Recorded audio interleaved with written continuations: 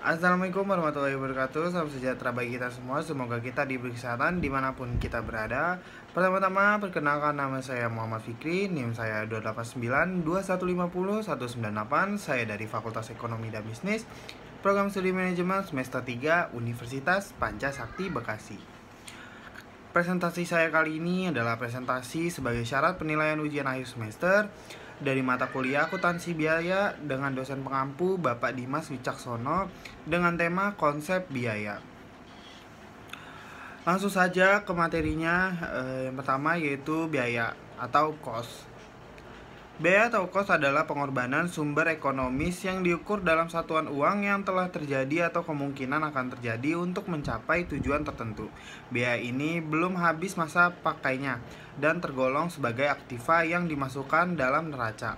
Contoh, persediaan bahan baku, persediaan produk dalam proses, persediaan produk selesai, supplies atau aktiva yang belum digunakan.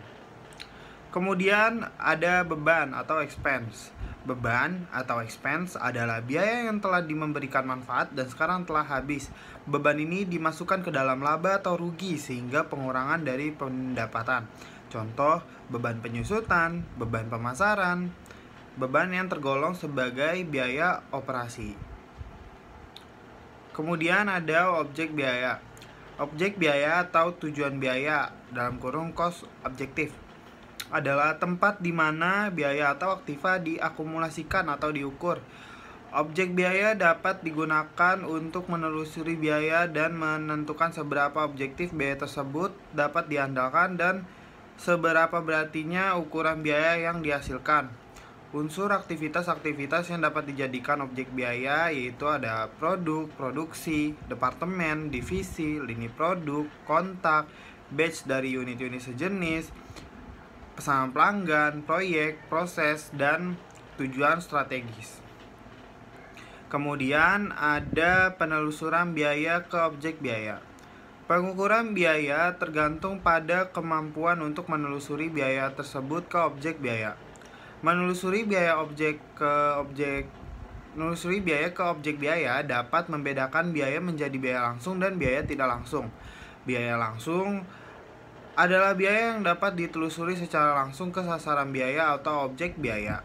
Sedangkan biaya tidak langsung adalah biaya yang tidak dapat ditelusuri langsung ke sasaran biaya atau objek biaya.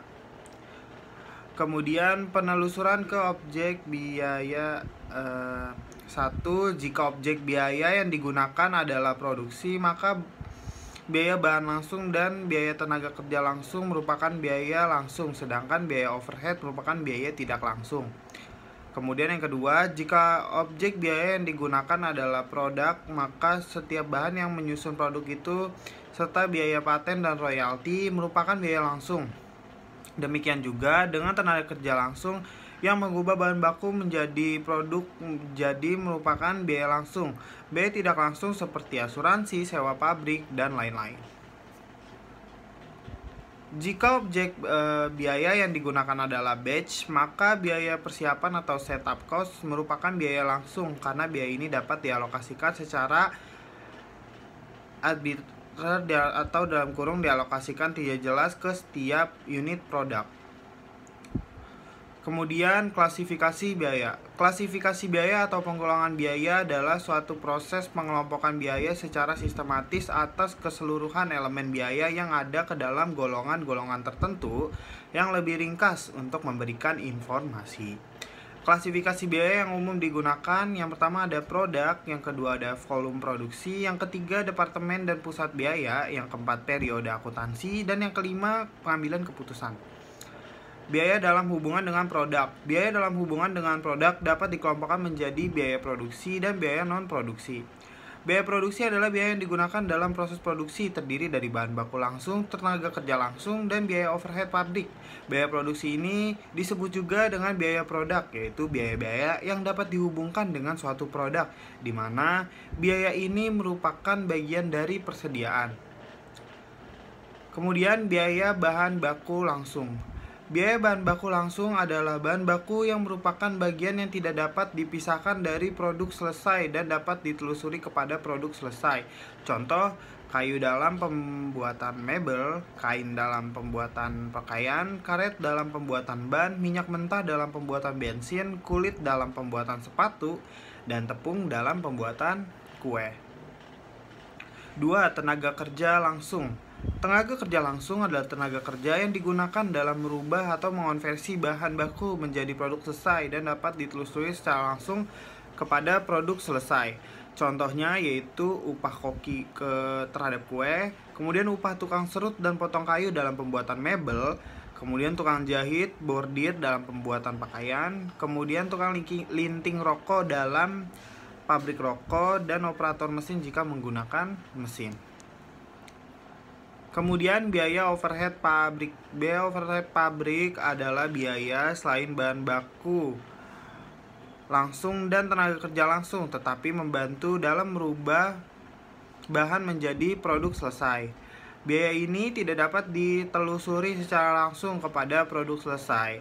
Biaya overhead dapat dikelompokkan menjadi bahan tidak langsung dalam kurung bahan pembantu atau bahan penolong. Tenaga kerja tidak langsung, biaya tidak langsung lainnya.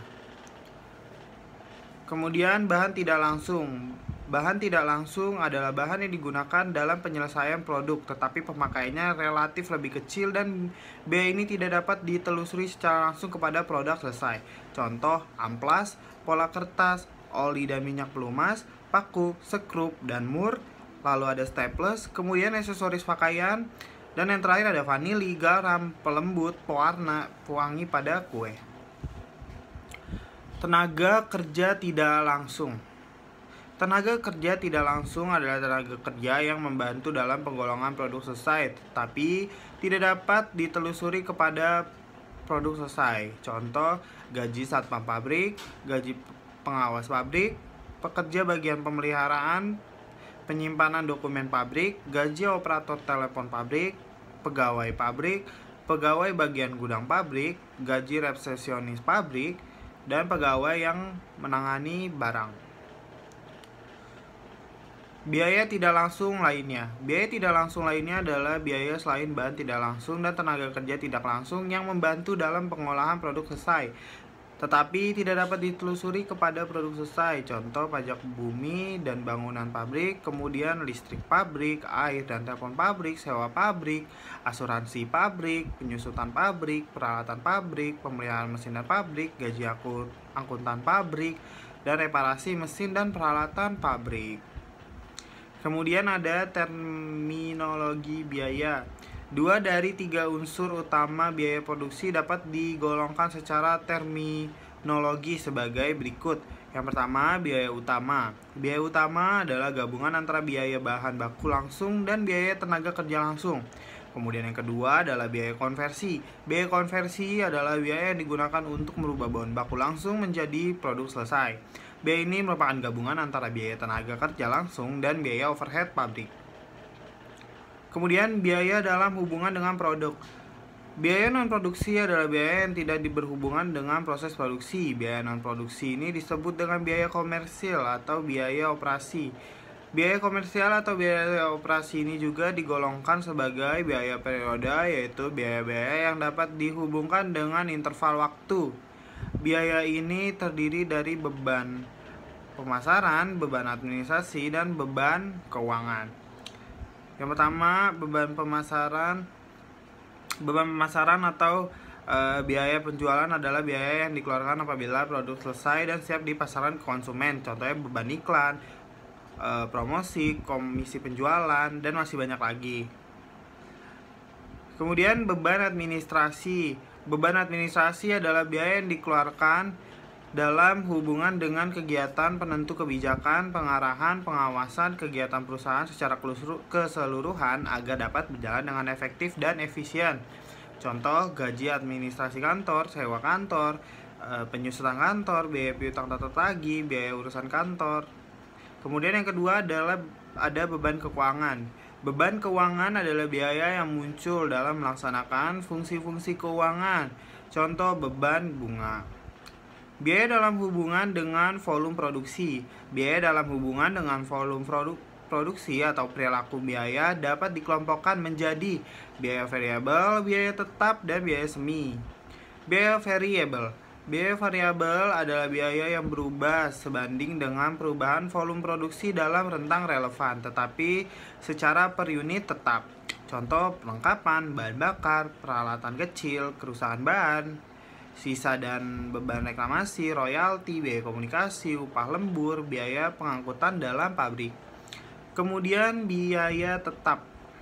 Biaya tetap adalah biaya yang secara totalitas bersifat tetap dalam rentang relevan tertentu, tetapi secara per unit berubah. Contoh, gaji eksekutif produksi, penyusutan jika menggunakan metode garis lurus, pajak properti, amortasi paten, gaji supervisor, asuransi properti dan kewajiban, gaji satpam dan pegawai kebersihan dan pemeliharaan dan perbaikan gedung dan bangunan sewa.